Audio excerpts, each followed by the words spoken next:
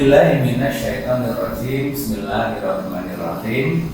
Alhamdulillahirabbil alamin. La haula wala quwata illa billahil aliyyil azim.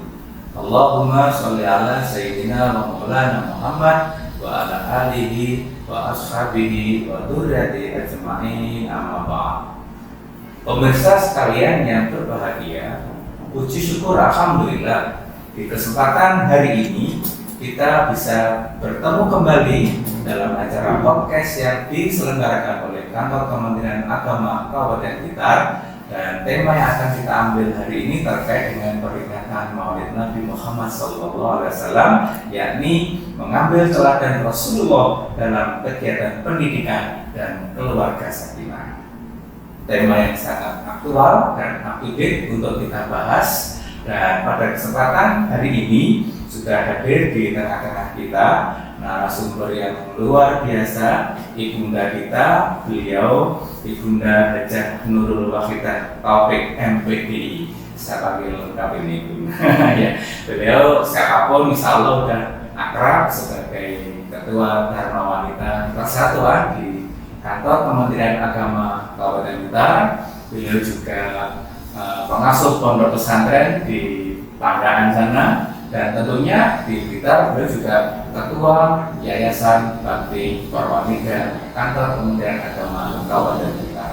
Kita akan berbincang-bincang terkait dengan bagaimana meneladani Rasulullah dalam kegiatan pendidikan dan keluarga sakinah. Kita sapa beliau. Assalamualaikum Ibu. Waalaikumsalam warahmatullahi. Gimana kabar hari ini, sehat ya? Alhamdulillah sehat. Saya tuh kalau ketemu dengan beliau tuh mesti tumbuh semangat, karena beliau tuh orang yang saya lihat energik dan vitalitas tinggi. Nggak tahu ini rahasianya apa ini. Jadi aktivitasnya banyak, terus juga sebagai pimpinan di beberapa lembaga. Wah, jadi kita patut berbagi rahasia gitu.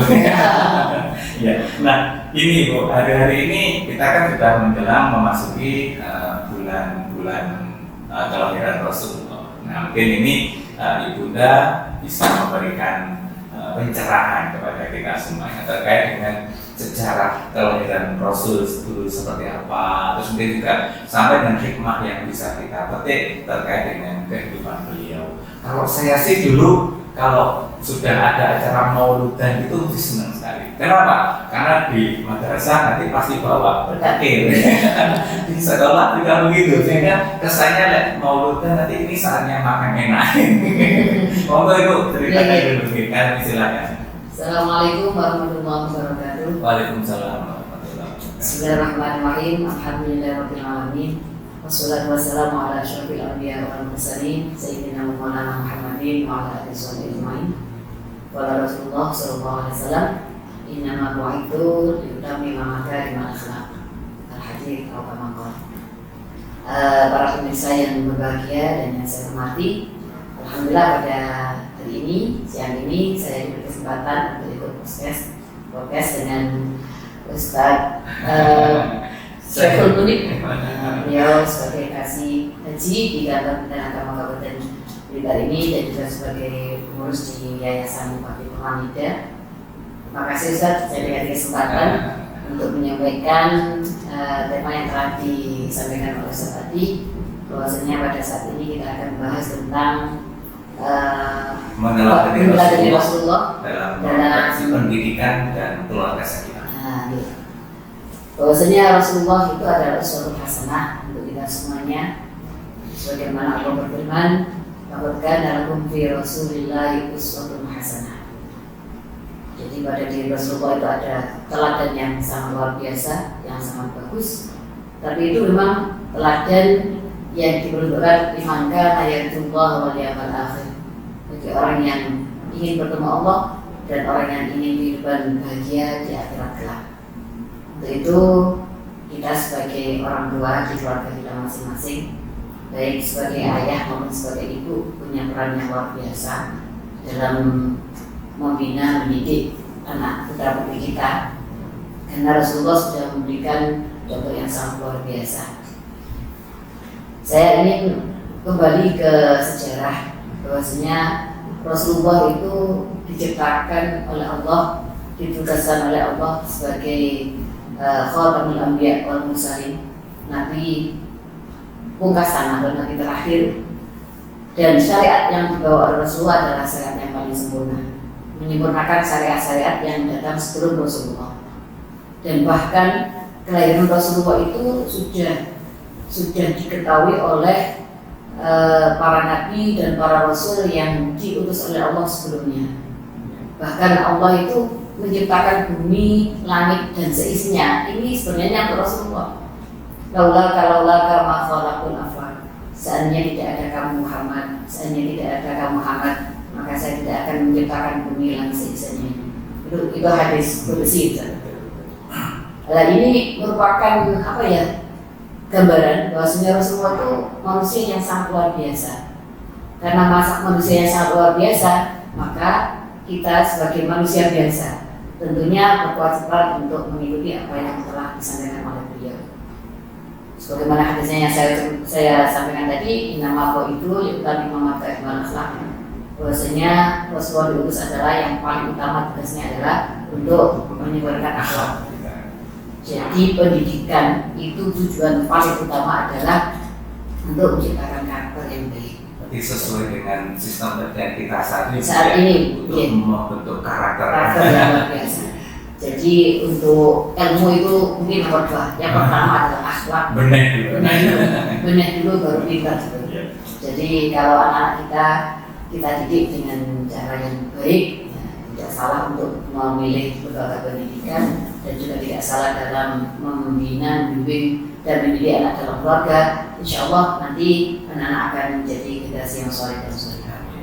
Dan kita dalam keluarga sudah diberi gambaran oleh Rasulullah bahwasanya salah satu ada 4 hal yang menjadikan kita itu menjadi orang yang bahagia. Arba'un min sa'adatil mar'i an takuna zawjatuhu sholihah wa auladu abrara wa khulafa'u sholihin wa rizquhu fi baladihi. Jadi ada 4 hal itu yang ini sangat luar biasa. Rasulullah meletakkan pondasi ini. Jadi orang bahagia itu satu adalah karena punya istri yang sholihah, dan sebaliknya yang istri juga punya suami yang sholih. Jadi dalil ini tidak hanya untuk istri sholihah, suaminya juga harus sholih. Nggak ada nanti. Kalau sudah dituntut, suaminya, jadi harus dua-duanya sholihah. Jadi nanti dengan pemimpin yang baik di keluarga ini, insya Allah nanti keluarganya juga akan menjadi baik. Itu yang pertama. Yang kedua adalah wa auladu abrara, anaknya yang baik-baik, anaknya sholih-sholihah. Nah, untuk menciptakan atau membentuk putra-putri yang sholih-sholihah ini juga tidak mudah. Salah satunya adalah dengan pendidikan. Dengan pendidikan baik di lingkungan keluarga, di sekolah maupun di lingkungan masyarakat. Saling mendukung, harus bersinergi. Jadi semuanya karena selama ini mungkin orang tua itu menyerahkan pokoknya untuk pendidikan ke sekolah. Kalau ada anaknya salah, sekolah yang disalahkan. Ya, padahal tidak. Sebenarnya yang utama adalah orang tua. Madrasah nomor 1 adalah ibu, keluarga. Terutama ibu, karena al-umum madrasatul ula. Yang pertama kali adalah memberikan dasar-dasar pendidikan adalah ibu.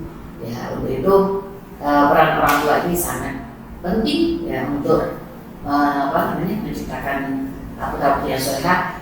Insya Allah dengan ayah ibu yang baik, kemudian putra-putri sholihah, otomatis nanti insya Allah keluarganya menjadi sakinah.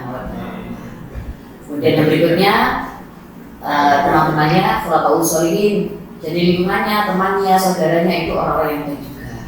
Kemudian yang terakhir warizquhu fi baladihi, jadi rezekinya mudah didapatkan, ya tidak jauh harus ke luar negeri atau kemana itu. Insya Allah manusia itu diciptakan oleh Allah dan sudah disiapkan rezekinya. Sudah disiapkan rezekinya ya. Jadi semua yang hidup ini baik manusia maupun hewan atau apapun itu sudah dikasih rezeki oleh Allah. Ya. Hanya saja kita disuruh untuk mencarinya dari dia. Yang jelas ini luar biasa ya Ibu yang Ibunda sampaikan tadi. Rasulullah itu sudah begitu sempurna, diciptakan oleh Allah dengan segala macam kesempurnaan sifatnya. Tetapi ternyata kok dalam proses kelahiran beliau itu juga menimbulkan pro kontra. Ada yang nggak suka, bahkan ada yang sampai mengancam bunuh segala macam. Ini sejarah kira-kira waktu kelahiran Rasulullah dulu bagaimana Bu? Mungkin juga terkait dengan situasi Arab kan waktu itu situasi jahiliyah. Iya. Nah, mungkin nanti bisa diceritakan juga kira-kira kenapa dan sejarahnya bagaimana. Iya. Rasulullah itu memang diciptakan, dilahirkan di tengah-tengah masyarakat Arab yang jahiliyah. Jahiliyah ini bukan masyarakatnya bodoh, tidak, tapi bodoh dalam hal akidah. Karena masa fatrah ya sebelum Rasulullah itu kan Nabi Musa, kan bisa. Jadi masa-masa itu mungkin masa orang-orang Arab bisa dulu ada yang Muslim, ada yang tidak Muslim gitu. Waktu itu kalau zamannya Nabi Isa itu Nasrani, Yahudi itu saja.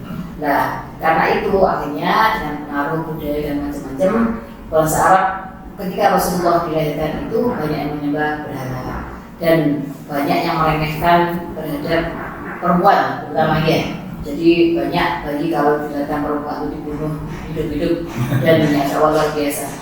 Akhirnya Allah Rasulullah dilahirkan di tengah-tengah masyarakat seperti itu. Mengapa Rasulullah tidak dilahirkan di Indonesia saja atau di mana ya? Di Jawa atau di Amerika. Umat Islam pakai kopiah. Karena waktu itu umat yang paling bobrok akhlaknya ini memang bangsa Arab di sana.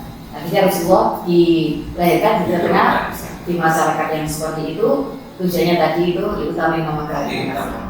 Ya, makanya laqad kana di situ kalau kita belajar bahasa Arab ada dalam paket, ada kot itu. Ya, kalau Jawa itu pakai kot. Yakin lah. Jadi Allah sendiri yang sumpah itu sehingga makanya sudah kita dikasih rambu-rambu oleh Allah bahwasanya Rasulullah itu memang benar-benar suatu hasanah bagi kita semuanya. Jadi waktu itu di lingkungan orang Arab sendiri Rasulullah memang kehadirannya ya tentunya sangat dibanggakan pertama kali oleh keluarganya karena beliau adalah turunan bangsawan orang-orang daerah biru lah gitu. Jadi sangat dinantikan kehadirannya. Kemudian dengan berjalannya waktu karena mungkin agama yang dibawa oleh Rasulullah itu tidak sama dengan keyakinan mereka, akhirnya ya ada yang pro, ada yang kontra. Itulah. Jadi kebaikan itu tidak selalu bisa diterima dengan Dan tadi menarik Ibu tadi sampai sekarang dan mungkin sampai kapanpun. Jadi Ibu menarik tadi bahwa salah satu hikmah dari kelahiran Rasulullah adalah untuk bagaimana bisa menciptakan keluarga yang sakinah. Dari contoh perilaku Rasulullah sekarang bagaimana Bu? Ketika sekarang kita melihat banyak nih Ibu sebagai ketua Tangga Wanita ya, harus mendampingi suami. Di sisi lain ada wanita yang juga harus berkarir. Terus bagaimana dengan dia harus tanggung jawab untuk kaitan dengan pendidikannya. Nah ini kira-kira bagaimana untuk meletakkan segala sesuatunya dengan proporsional. Ya, yang penting kita tetap sebagai kodrat seorang wanita itu ya bertugas sebagai ibu. Ya, ibu itu tugas yang paling utama. Untuk tugas yang lainnya itu tugas tambahan. Tapi ketika wanita itu melaksanakan tugas tambahan itu yang paling penting ketika dia sudah punya suami ya harus dapat izin sama suaminya. Jadi kalau sudah diizinkan kemudian dikasih kesempatan yang seluas-luasnya, kita juga harus bisa memanfaatkan itu dengan sebaik-baiknya. Terutama ya dengan kegiatan yang positif. Tapi tugas utama tetap di keluarga untuk membina anak-anak itu ya. Dan sekarang itu kan nggak banyak Ustaz yang punya anak banyak itu ya. Punya paling 2, 3 kalau jaga seperti orang dulu gitu. Sehingga kalau anak-anak itu sudah lulus SD atau sebelum lulus itu kalau sudah nggak punya anak kecil itu ibu-ibu banyak yang di rumah, banyak yang nganggur gitu di rumah gitu. Nggak ada yang dilakukan. Makanya sekarang itu sudah banyak ibu-ibu yang punya profesi di samping dia sebagai ibu rumah tangga juga punya profesi tambahan. Itu nggak apa-apa. Butuh rasa saling menghargai. Iya. Nah di sini Rasulullah itu kan uswah hasanah. Kira-kira mungkin ada menarik juga tentang bagaimana perilaku Rasulullah memberikan kepercayaan kepada istri-istrinya. Ketika misalkan Siti Khadijah, beliau kan berdagang, Rasulullah mengizinkan istri itu bekerja. Bahkan di awal kan Rasulullah bekerja pada beliau. Iya. Ketika pada Siti Aisyah beliau dikenal sebagai orang berilmu, memberi kesempatan untuk mencari ilmu. Nah, kira-kira sekarang ini implementasi yang cocok ini, proporsional untuk lelaki selaku ar-rijalu qawwamuna bisa untuk memberikan kebebasan, kewenangan bertanggung jawab kepada istri atau anak perempuan di rumah. Iya. Nah, ini gimana Bu? Memang tugas pertama sebagai bapak itu pimpinan. Bagaimanapun bapak adalah pimpinan ar-rijalu qawwamuna bisa. Meskipun seandainya Mama ada istri yang penghasilannya lebih besar dari suami, dia tidak bisa mengambil alih. Misalnya kalau rumah tangganya saja tidak bisa. Ini sering jadi masalah. Karena superioritas menjadi muncul pada ibu. Iya. Itu bagaimana saja tergantung kita, kepiawaian kita untuk selama bapak untuk istilahnya memimpin di keluarganya masing-masing, untuk memberikan kesempatan kepada istrinya untuk berkarya di luar dengan catatan satu dengan izin suaminya, kemudian dia melaksanakan tugas dengan baik sebaik-baiknya sesuai dengan kodratnya. Dan saya yakin kalau ada semacam saling percaya, kemudian melaksanakan tugas tanggung jawabnya masing-masing, kemudian amanah gitu ya, yang bapaknya juga begitu, yang istrinya juga begitu, tidak menyalahgunakan, insya Allah nggak ada masalah. Nah, ya, apalagi sekarang ini kan konteks budaya sekarang dengan zaman Rasulullah itu kan sangat jauh. Sudah beda. Ya, orang sekarang mungkin bisa menggunakan alat komunikasi lebih canggih, media komunikasi banyak, istilahnya tidak sudah berbeda lah. Satu sering dikritikan saya, terus di Padang yang zaman ayah sekolah dulu aku nggak sama. Karena itulah mungkin untuk mengungkapkan perhatian. Rasulullah ini contohnya seperti apa? Kalau di lagu-lagu sekarang ada lagu Aisyah, katanya Rasulullah suka mencium pipi, bahkan berlari-lari. Itu kira-kira benar nggak seperti itu? Ya Rasulullah pernah bersabda, saya itu paling baik mungkin khairukum li ahliya. Jadi Rasulullah itu sebagai kepala rumah tangga terbaik ya, mungkin untuk contoh untuk kita semuanya. Dan beliau itu sangat sangat sayang pada istri dan putra-putrinya. Dan yang penting itu tadi harus proporsional. Jadi insya Allah kalau proporsional menjalankan tugas sesuai dengan tupoksinya masing-masing, tugasnya itu apa, tugasnya ayah apa, insya Allah tidak ada apa-apa dalam rumah tangga itu. Tapi boleh kan Bun ya, ketika sudah dibagi tupoksi ibu masak, bapak bekerja, bapak sekali waktu bantu masak. Tidak apa-apa, itu tugasnya bapak utama ya. Jadi sebenarnya tugas utama semua urusan rumah tangga itu bapak. Tapi ketika ibu disuruh atau diutus bapak ya harus taat. Ingat itu para bapak itu tugas utama. Tugas ibu cuma satu, taat saja. Taat suami. Iya. Kuncinya nanti tugas ibu yang utama adalah satu, taat pada suami. Ingat ini para ibu. Nanti kalau disuruh untuk nyuci ya harus nyuci.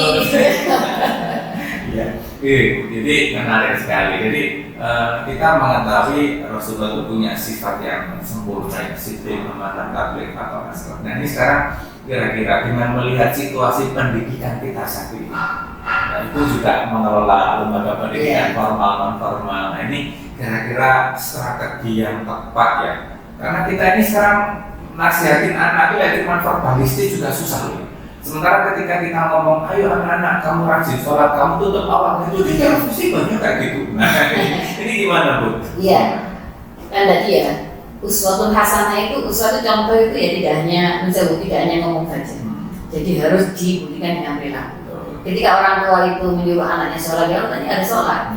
Kalau orang tuanya menyuruh anaknya itu ngaji, Quran, istiqomah di rumah, orang tuanya juga harus mendahului dengan membaca Quran. Kalau orang tuanya sudah terbiasa seperti itu, tanpa disuruh pun nanti anaknya akan begitu. Iya, karena menjadi uswatun hasanah. Sebaliknya saya Bu, anak saya kalau di rumah itu kan rajin malam bangun. Nah ini lihat bapaknya, anaknya aja rajin sholat malam, bapaknya enggak lama. Iya, makanya kan kita dalam rumah tangga itu kalau kompak, saling mengingatkan tuh nyaman sekali kan. Makanya tujuan nikah kan kita semua ya Ustaz. Jadi untuk supaya tenang. Jadi rumah tangga atau nikah itu tidak hanya untuk melampiaskan kebutuhan secara biologis saja. Jadi lebih dari itu supaya tidak istilahnya tidak kelaparan. Ya sudah itu yang sudah dipilih ya sudah. Tidak usah yang macam-macam. Yang ini satu nggak rumah tangga itu nggak usah macam-macam. bapaknya nggak usah macam-macam, yang ibunya juga nggak beres. Macam-macam. Iya. Nah ini tadi kembali ke implementasi sifat-sifat mulia Rasulullah dalam strategi pendidikan. Kira-kira strategi tepatnya seperti jadi ada usaha hasanah jelas. Mungkin mau itu hasanah atau mungkin hal-hal yang lain lagi. Atau doa. Iya. Jadi dalam pendidikan itu banyak sekali komponen yang harus diterapkan ya, mulai dari kurikulum. Ya, kurikulumnya insya Allah sudah bagus, tidak ada kurikulum yang nggak bagus, ya.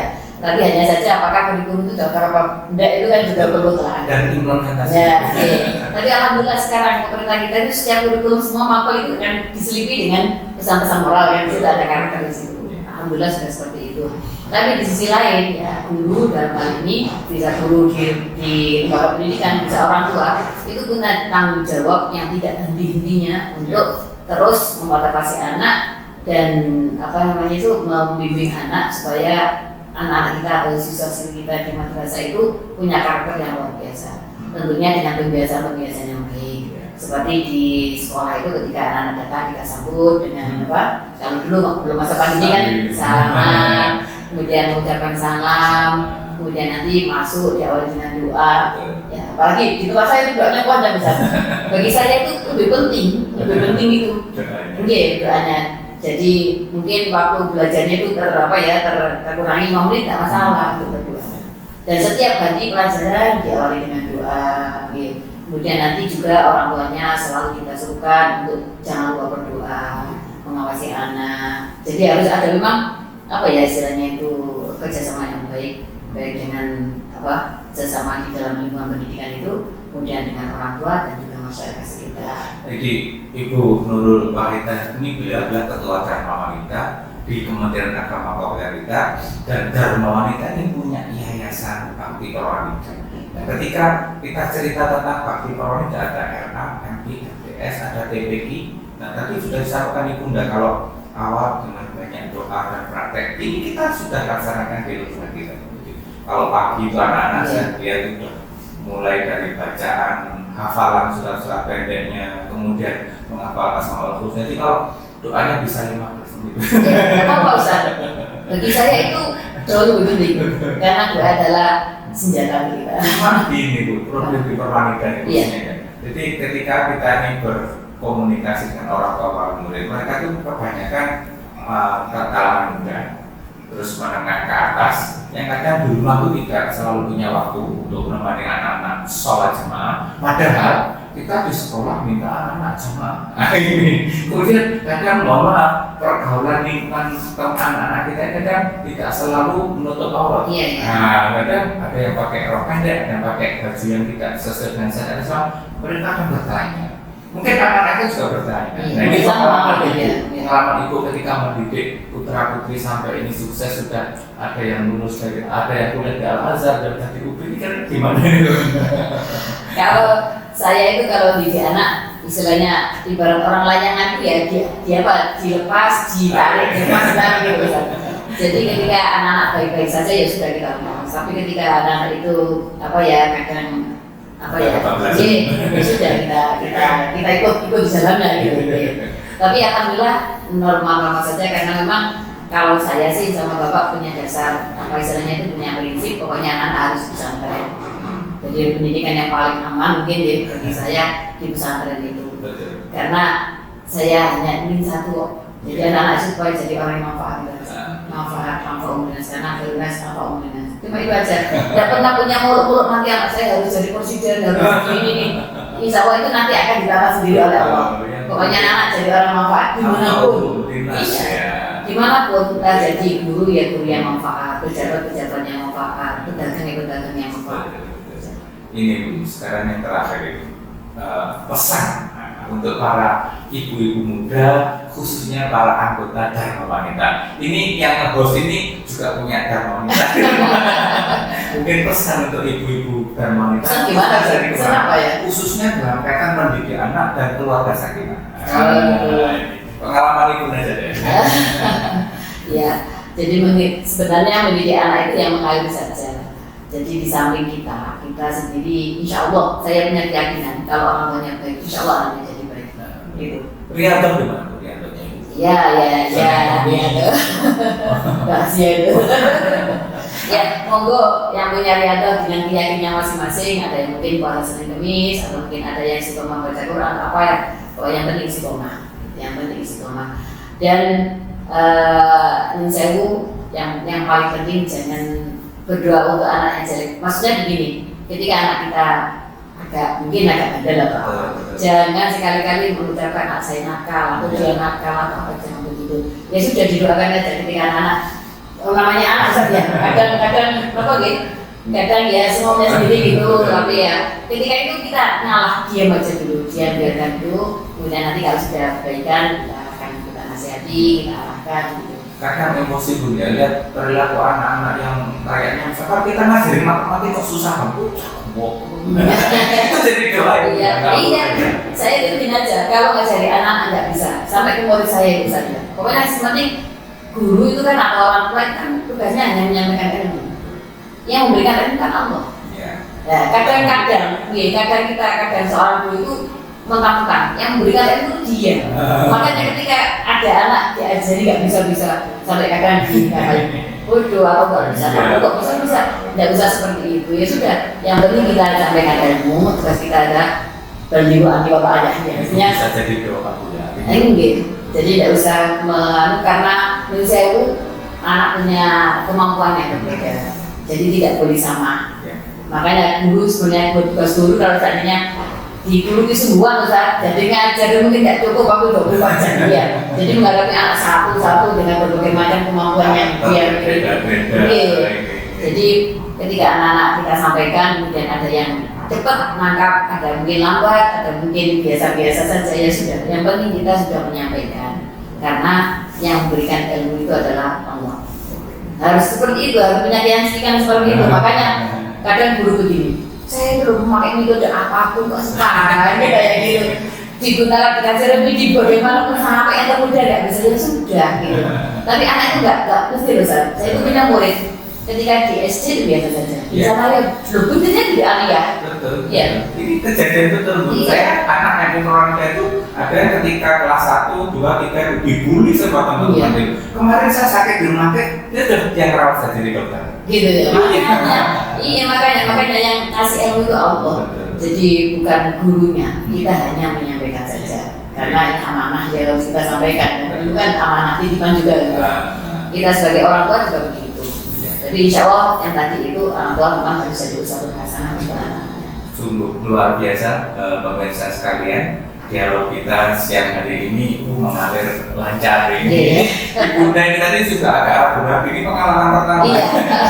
Tapi cerita luar biasa. Jadi yang jelas kita garis bawahi bahwa Rasulullah adalah teladan bagi kita semua. Jadi mari kita dalam konteks mendidik anak, dalam konteks menciptakan keluarga sakinah, kita gunakan diri kita sebagai uswah untuk anak-anak kita. Kita juga punya keutamaan dari Rasulullah. Insya Allah dengan hal-hal yang seperti itu kita akan bisa mencapai apa yang kita inginkan. Tentunya harus disertai dengan upaya dan doa. Semoga Allah meridhoi. Terima kasih Ibu kesempatan di hari ini. Insya Allah nanti akan kita sambung podcast dengan tema-tema yang lebih menarik lagi. Terima kasih. Saya dikasih kesempatan untuk bertemu dengan para pemirsa. Demikian pemirsa yang saya hormati, dialog kita di kesempatan hari ini insya Allah bermanfaat, dan mari kita petik hikmah dari semua kejadian yang menimpa diri kita. Lebih khusus kali ini kita akan momentum luar biasa memperingati hari lahir kekasih kita Nabiullah Muhammad SAW. Jangan hanya terpaku pada idola yang sekarang ini sifatnya duniawi, tapi idola utama kita adalah Rasulullah SAW. Assalamualaikum warahmatullahi wabarakatuh.